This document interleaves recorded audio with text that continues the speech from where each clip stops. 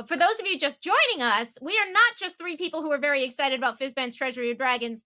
We are three people who are very excited about Fizban's Treasury of Dragons, one of whom helped make it. So we would love to drill in a little bit with you, Eugenio, about your contributions to one of the chapters in this book, the Draconomicon, which is all about fleshing out dragons.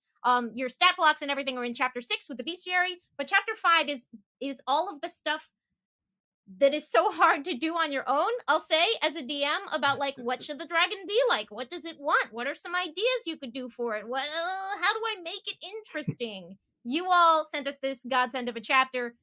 Can you tell us, first of all, how did this come about? Yeah, I got an email from the incomparable James Wyatt saying, hey, you got recommended, want to do a thing? And I said yes. That's the long and short of how it came about. More specifically about this section, we were told, the freelancers who worked on this chapter were sort of told, this is a very specific and frankly, like, not easy assignment. Because basically, we got to like write real words in the layer sections, and in if our dragon types got a sidebar about a specific famous dragon of that type, we wrote those as well. But the rest of our assignment was creating tables, and that's hard. That's real hard, because you have to really be evocative and eye-catching and sort of idea-catching in very few words.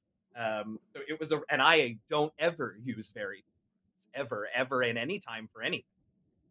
So it was a real challenge, but it was so fun and exciting to do. We got descriptions of what we knew about our dragon types, and then we're just sort of given the table headings and what size die that table was going to be, and told to go. So I was given the Moonstone Dragon and the Sapphire Dragon. They are my children, and they were so fun. The Sapphire Dragon, in my mind, was a really interesting one to work on, because we had gotten some Sapphire Dragon info back for the Sapphire D&D anniversary. They released a stat block for the adult Sapphire Dragon. We got a little bit of information there. So I had a little bit of a taste of a 5e version of the Sapphire Dragon, but really sort of got to have a lot of fun with what I think the let's say archetypical Sapphire Dragon is like, and I just envisioned them as a slightly curmudgeonly, but like very nerdy about warfare and tactics, sort of hermit, basically.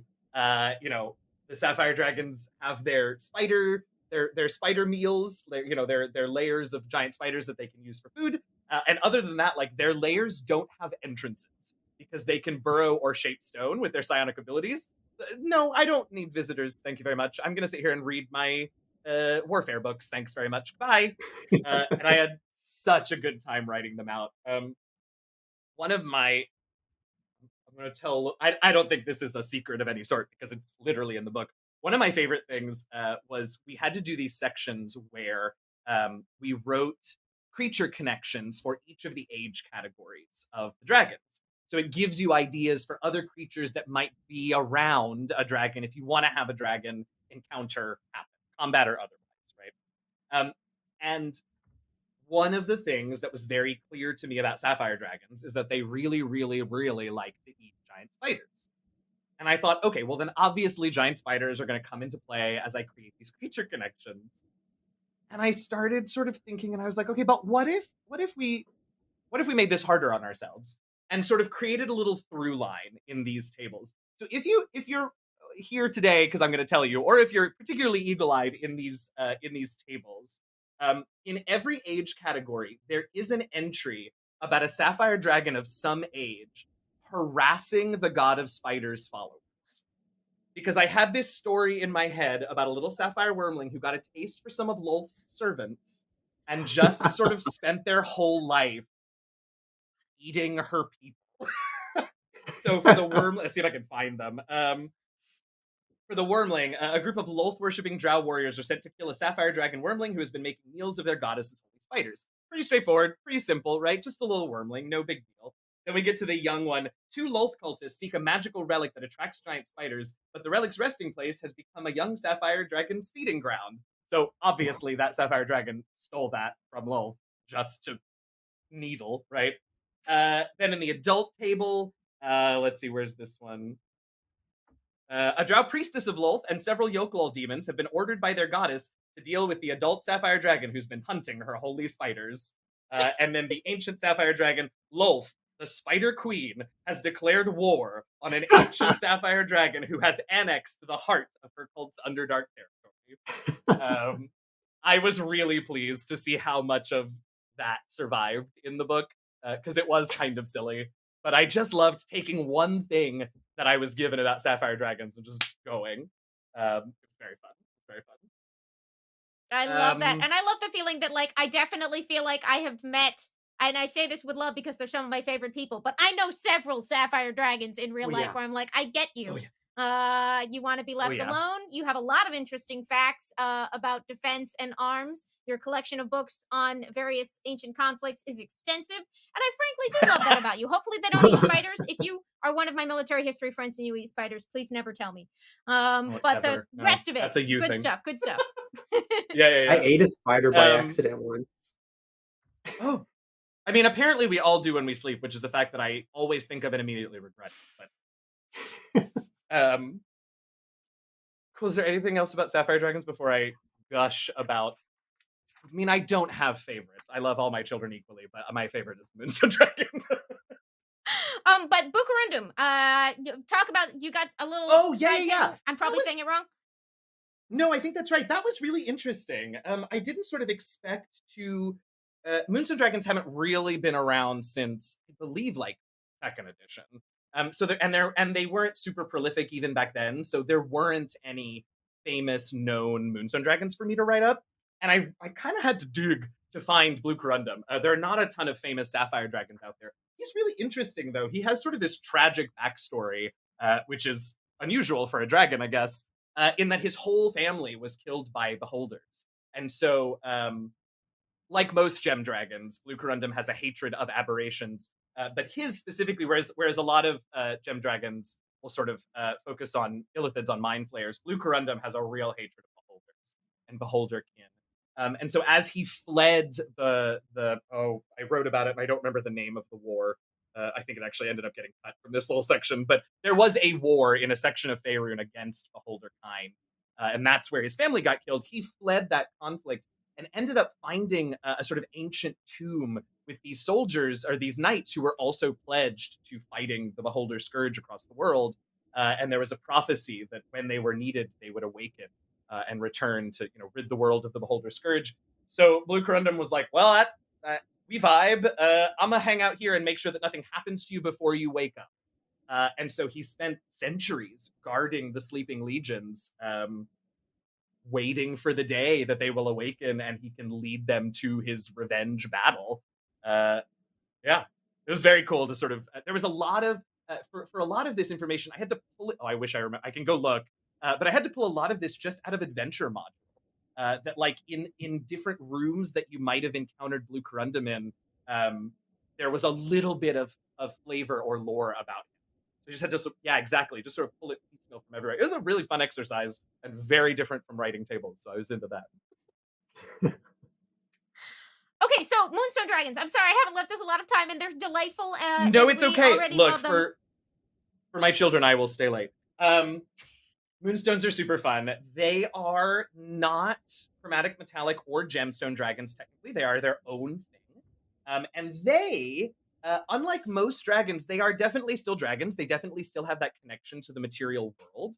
But they also have a very strong connection to the Feywild, which was super fun to play with. as they mature, they begin in their wormling age and youth as sort of very capricious, fey-like creatures that love to play tricks and just roam far and wide to see as much as they possibly can. And then as they age, they sort of fall more into, they want to create a layer. They want to be a little wiser. They tend to sort of be teachers and scholars and advisors in their older age.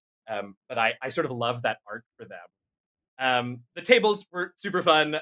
One of my favorite things to do that I did for the Moonstone Dragons was their hoard art item table.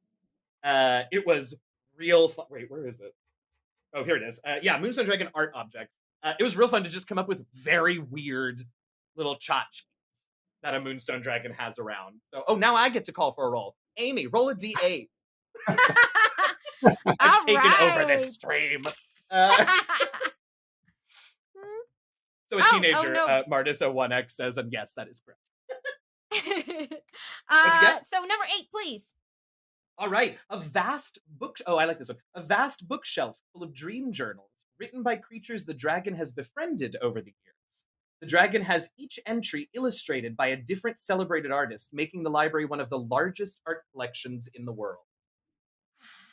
The other thing that I haven't talked about is how Moonstone Dragons love to spend time in the dream realm. And so I loved getting to play with, that is the way that they contact their adventuring proteges sometimes, or sometimes they just hang out there. So I loved the idea that this dragon collects dream journals of its friends. What an intimate and maybe weird thing to do. I was just thinking, like, I wonder if a Moonstone Dragon's favorite chapters are the ones about itself. Probably. Like, I remember when I went into this stream. Yeah. What's the story of the artist who gets commissioned by the Moonstone Dragon to provide the illustrations for that newest journal? Like, what are the stakes there? How do they find you? Are they on your Instagram being like, you're a good match? I do love that. And so in a game in a anachronistic modern fantasy world, that is the correct answer. But when I wrote that, I sort of imagined actually that this dragon was appearing to these great artists in their dreams and just sort of like showing them and inspiring them through the dream to create this piece. And then the dragon's like, well, thank you. That's mine. Bye. I wonder if a Moonstone Dragon makes a Feywild deal with someone in a dream, is it a binding contract? Because that would be an interesting way for a Moonstone Dragon to like force these artists to work for it forever. Sure. I can certainly see a world in which the Moonstone Dragon thinks it is binding. Yeah. My one other favorite thing that I have to admit, and I haven't really said this because it's a little whatever. I'm really, really proud of the Moonstone layers. Because it was kind of a totally weird and out there idea. And I wrote it, and I was like, I don't know if this is going to make the cut. But I sent it to James and the team anyway, and like almost verbatim, what I wrote is in this book. The idea is that Moonstone Dragons love their plane hopping, and they love their capricious and confusing nature, so their layers should reflect that. So Moonstone Dragons will often have multi-planar layers. They will have, most commonly, they'll have their sort of sleeping and relaxing chambers on, oh my god, what did I say? I think on the material plane. Their meeting locations are often their meeting chambers are often in the Feywild. I think I have this backwards. No, that's right. Maybe backwards. And then do I have it backwards? Oh, yes. I'll explain why I never remember which way it goes in just a moment. Right. The Feywild is their residence. The material plane is for entertaining guests and receiving audiences. And then the border ethereal is their storage space, because who cares, right? The reason I never remember what order I put them in is because I do immediately then say, but it's a Moonstone Dragon, and like, who knows what mood they're going to be in. So maybe they'll be like, yeah, come hang out. We'll have a little meeting in the border ethereal. And they just switch it up for funsies. But I go to the idea of this. For a nice cry. Oh yeah, see, absolutely, why not? I just love the idea of these like whimsical dragons having equally confusing and whimsical layers. we felt very much in love with when they previewed the Moonstone Dragon, a portion of its stat block and some of the things that go with it at Celebration. We had a really good time taking it apart and just falling in love with like the dream properties, but specifically this idea of like portals between layers. That like Mhm. there's just so many delightful game and story possibilities of the like, okay, are those stable? Do we like them being stable? Is that a good thing or a bad thing? Where can we get from here? And which one is the Moonstone Dragon in right now? Like every one of those Right. questions is its own adventure. So I and you know I also just love the personality of these because I may know a lot of Sapphire Dragons, but I'm clearly a Moonstone myself. So Yeah. you Yeah, I know had a lot of fun writing them up. they're pretty delightful. I hope people will check that out. Any final thoughts on putting Yeah. together your parts of the book or things you're itching to do with it in the future? I don't know. I mean, it was so exciting. I mean, I've said this a few times in various places, but like I have to thank James and all the rest of the team for like letting me do this because what a wild first project to work on, sort of with Wizards of the Coast. Let's write some tables about dragon personalities. I had a blast. It was. I will say, it was a challenge in a lot of ways I didn't expect. Um, because my two assigned dragons didn't have a ton of, well, certainly almost no 5e lore. I guess the Sapphire Dragon had a little bit, but then the Moonstone hadn't been around for editions and editions, and so it was tough because it took me a while to sort of make the connection that, oh, in fact what I am doing is creating some of the 5e canon about these things.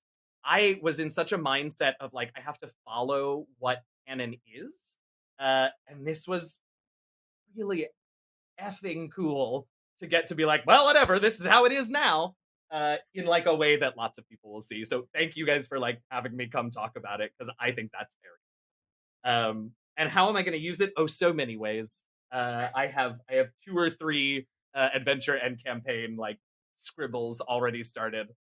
You can bet that what will be involved: echoes, dragon death, and Moonstone Dragons. Michael, final thoughts on a closer look at the Sapphire and Moonstones? Well, I gotta say that you did the Moonstone Dragon so well. I love both of them, but the Moonstone Dragon was the very first creature that I honed in on when I first opened up this book because I love the Feywild, and I think you did such justice for the creature and created so many opportunities for DMs to just play around, to just have fun. You know, there isn't with a Moonstone Dragon, you can approach it very loosely if you want to. Be like, there's a portal here, there's a portal here. And from there, I know that your players are just going to have such a blast just journeying through the region that a Moonstone Dragon is affecting. So nice work. I love it. Thanks. Oh, that makes me really happy. I like haven't not been trolling Twitter search for Moonstone Dragon just to see what people think for 2 days now. It's fine. So thanks, Michael. I really appreciate that. I do, I have to let you go, but I do love the way that like the personality traits and the ideals I found for this whole chapter, but like yours were great examples where I was like, I got to get my head around what they're really like, and skimming through each of those tables, I can't imagine how tough they were to put together, but clearly they give you both a sense of the archetype and options to deviate from it without it feeling Mhm. chaotic when it shouldn't be. Yes. You know, when it should be, it is. But like I was amazed. Like, just if you find yourself going through this chapter, skim down the one words at the start as your like Mhm. way of entering into the description, and then dive into each of the details, and you will instantly have a portrait, both of the archetype and some ways to expand on it for each dragon. And that can't be as easy as it looks. So thank you. Yeah. And I want to give credit to James for some of that because it was a directive we were given to, particularly in the personality traits table, to have the final entry be against the type that we were creating. Because I think Wizards as a whole, in all of their products that they're releasing, are really starting to highlight the idea that no race, species, people, whatever is a monolith. And so it was really exciting to get to like create this Moonstone Dragon and then be like, or the exact opposite. And we were all told to do that, and I really appreciate James and Wizards holding tight to that idea.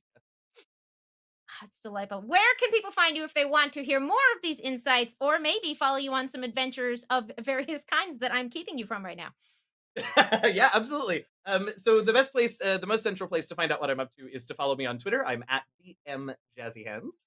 And I always post about the projects that I've got going on there, the streams that I do, and all of that. You can find me on Sundays, co-DMing Rivals of Waterdeep.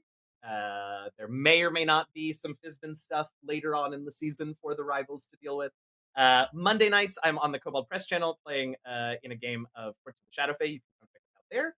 And then Tuesdays and Thursdays, including in about 10 minutes, I stream on my channel here on Twitch. It's twitch.tv/DMJazzyHands. And I am playing through the Mass Effect Legendary series.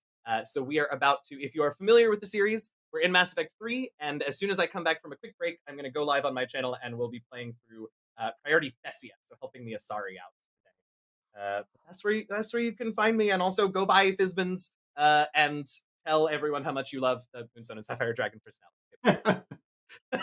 Those are your orders. Michael, where can people find you?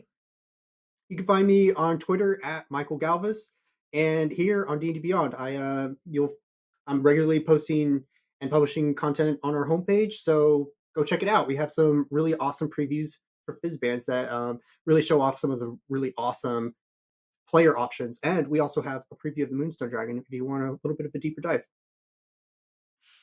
And I am Enthusiame. You can find me all over the internet to share amazing things like Armand, who told me if you're finding artists in the Forgotten Realms, you got to go on Elminstragram. No. And with that, I will see you next time. Thank you, Halfwing, on D&D Beyond. It's D&D.